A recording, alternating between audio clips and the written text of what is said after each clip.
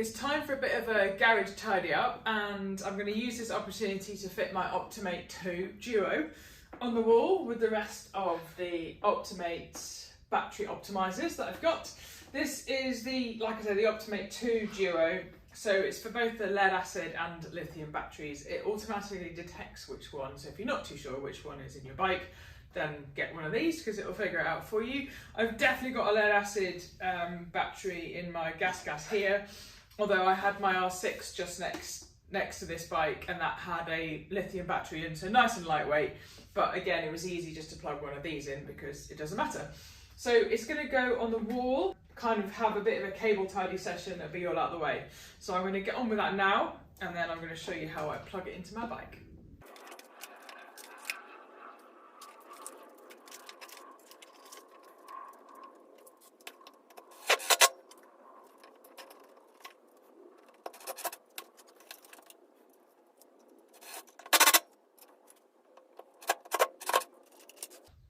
Right, that's all done. Sorry, a little bit left-handed. I've hurt my arm a little bit. So all the more reason to get bikes on long-term optimizing charge with the Optimate team. So this is coming straight off the Optimate. A little bit of a trail, but it plugs straight into the pre-fitted kind of connector that's connected to my battery. So it looks like this. So you just find the positive and negative terminal on your batteries, on your battery, and then leave this somewhere convenient. In my gas, it has to sit under the seat, so I have to take the seat off to get to it.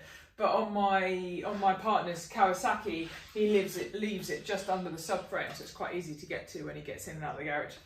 So once that's fitted on your bike, then quite simply plug the only one way you can fit it, Optimate into the battery itself, and then you'll start getting a reading.